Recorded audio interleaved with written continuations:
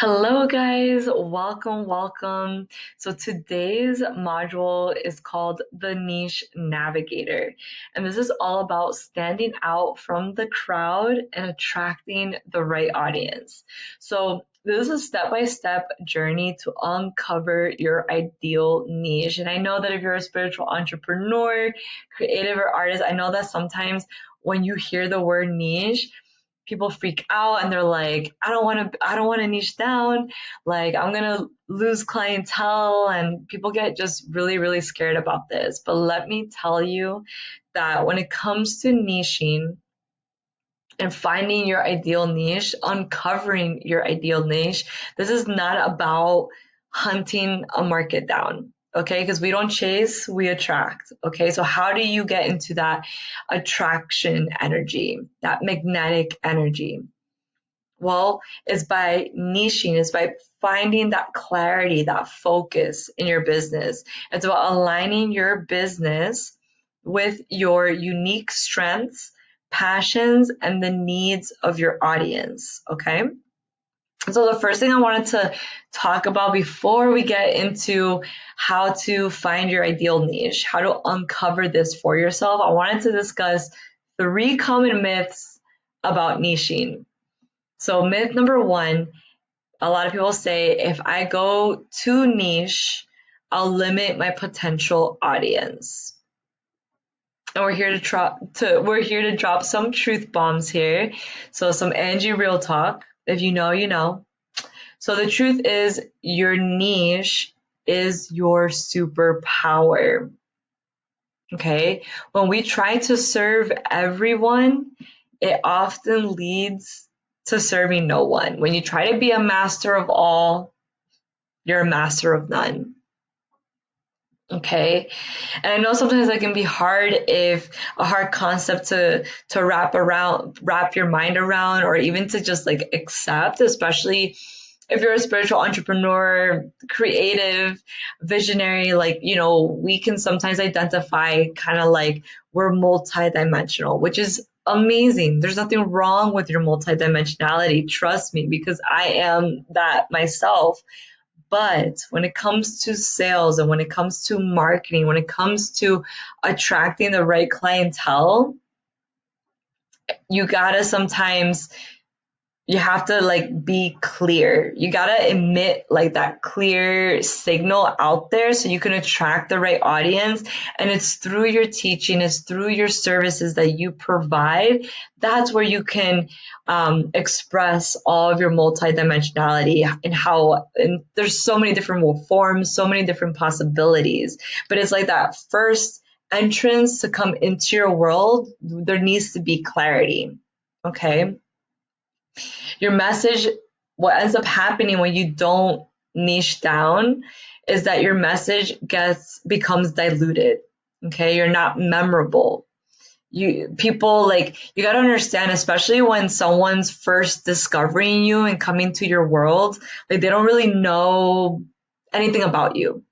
And let's say you just call yourself a quantum healer. Let's just say, for example, okay, for my spiritual entrepreneurs, I know you'll understand that you call yourself quantum healer, and then there's other people that call themselves quantum healer, and you're not really like being specific, like, what does that even mean? You're a new person coming into your world. Maybe you don't even know what quantum is. You don't really know too much about healing yourself. Like, you're just in the beginning of your journey and you're coming in here and you're like, what? I don't understand this. And you have to understand, people have, like, on social media, people have like a squirrel brain. So it's like, if you don't capture their attention in the beginning, they're just going to go somewhere else, to somebody that is more clear, is more specific, more focused. Okay. And so again, when you're not niching down, your message becomes more diluted. It's not memorable, and you create more confusion for yourself, because when it comes to creating content, you're like, I don't know what to create today, because you've kind of like broadened yourself up so much that then you don't really know who you're talking to, what you should be talking about today, and you get lost. And it's easy to get lost in the sauce, okay? Because it definitely has happened to me. So remember this key thing in business. You don't need everyone to say yes to you. Let me say that again. In your business, you don't need everyone to say yes to you. All you need is the right people to say yes to you. That's all that matters. And there's like this huge like illusion on social media that you need to have like 10,000 followers, 20,000 followers in order to be successful. That is completely false. Okay, that is completely false. Yes, you can definitely make money having that many followers, but you do not need that many followers to make money, to be thriving. You don't. And I want to gift that awareness to you so you can take a deep breath and just know that it's okay if people say no to you, because then that's going to get the right people in front of you. That's going to get you closer to the right people. So remember that, okay? You don't need everyone to say yes to you. All you need is the right people to say yes to you. Literally, like even with just 100 followers, you can have a thriving business. But if you're all over the place and you're broad and general and like you're not being specific and clear, you're gonna get that back. You're gonna get confusion back. Okay. Myth number 2, I must be an expert, so I can't possibly teach this. Ooh, this is a big one. I remember in the beginning, this used to be a huge one for me that used to like kind of like paralyzed me from really like sharing my gift, really sharing my knowledge, because I always felt like, oh man, I have to know it all. No, you don't. The truth is, you only have to be a couple steps ahead of your ideal client. You only have to be a couple steps ahead of your ideal client.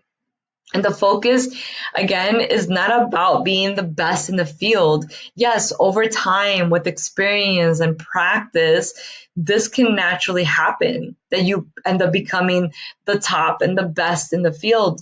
But when you're starting out, it's totally fine not to be an expert. There's like this misconception that you have to be a Tony Robbins, that you have to be what's the other Oprah. Like, no, like understand, like they also started at some point as a beginner as well. They didn't just become Tony Robbins, they didn't just become Oprah. Like they started out as somewhere else before they became that. It was through experience that they became even this big thing, right? So same with you.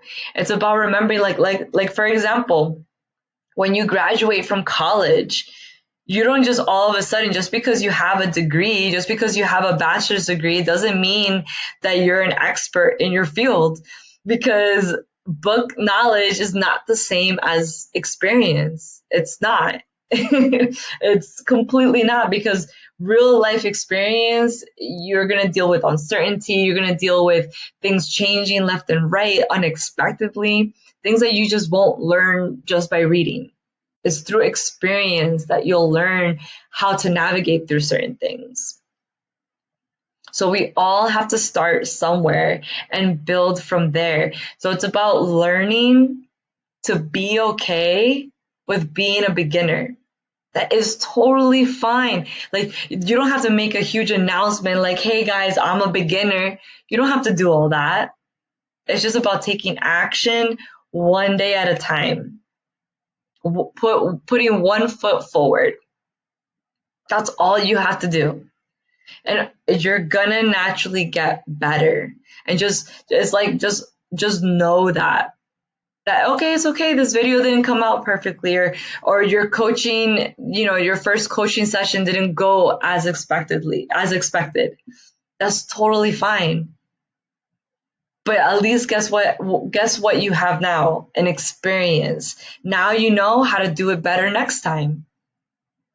Is the next time going to be the best? Maybe not, but now you know how to do it better than the first time. So now you're no longer really a beginner because now you know how to navigate a little bit better. And it just comes with practice. This is how you build that confidence over time as well. And then myth number 3. What if I picked the wrong niche? This is another big one. The truth is that this is a people pleasing tendency. Like, you're afraid to make a mistake and you don't want your followers to this and that, and like the fear of being wrong is just paralyzing you. You have to just remember that every choice is a learning opportunity and a moment of growth. When I started out as a coach, I didn't start out as a money mindset coach. That wasn't the beginning of Angie. I started out as a health and fitness coach. And look where I am now.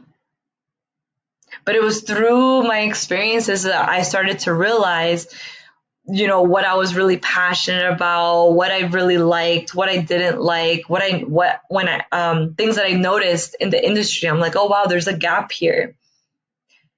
And it's okay to pivot. That's part of having a business. That's part of being the CEO of your business, is that you know when to adapt, when to pivot, when to admit to yourself, like, you know what, I'm just no longer passionate in this thing anymore. It's time to change. I'm evolving. As long as you're not niche hopping, then you're good. And what I mean by niche hopping is that, like, every week you're changing your niche. You're changing your title, right? One day you're an energy coach, one day you're a career coach, one day you're a financial coach, and you're just hopping like every month. Like, that's no good.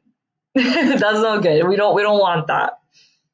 That's not being a CEO. That's you're acting out of fear, and that's when you need to pause, take a moment, and really like reflect and get clear. That's because there's a lack of clarity there in your business, in the way that you have your business set. So you need to like sit down and set some goals for yourself. Because when it comes to having a business and being the CEO of your business, like, you're going to have to test things out. Not everything is going to be perfect. You have to learn to, it even comes with like ads or an Instagram post. Like, some posts do good, some posts don't do as good. But then you start to learn, like, oh wow, my audience actually likes this type of post a lot more. It's more engaging, it's more this. Okay, well, let me make more of that. Oh wow, my audience really don't like when I post this type of stuff. Like, no one engages with it, barely anybody. Okay, well, you have to learn to, like, trial and error is totally fine. It's part of being an entrepreneur at the end of the day. It is through experience that you evolve, right? You're going to evolve over time, and that is okay. And you don't have to explain yourself to people either. Like, you don't have to constantly explain yourself, in the sense of like it's okay to let people know, or let your audience know you're following, but you don't have to like go in depth. Just own your decisions and go with it. And the people that are meant to be there will. The fans that are meant to be there will be there. The audience that's meant to be there will be there. And the ones that are not, as you evolve, will drop off, and that's totally fine. That's exactly what you want, though. You want a quality audience, not quantity. Because if you have a quantity of an audience of followers, and it's not quality, then just because you have 10,000 followers and they're just quantity versus quality, doesn't mean that they're going to buy from you, and most likely they're not. And you have to understand that social media, like the whole follower stuff, like that, all of that is an illusion. Okay, just because somebody has 200,000 followers, it doesn't mean that they're actually successful. It doesn't mean that they're actually thriving in their business.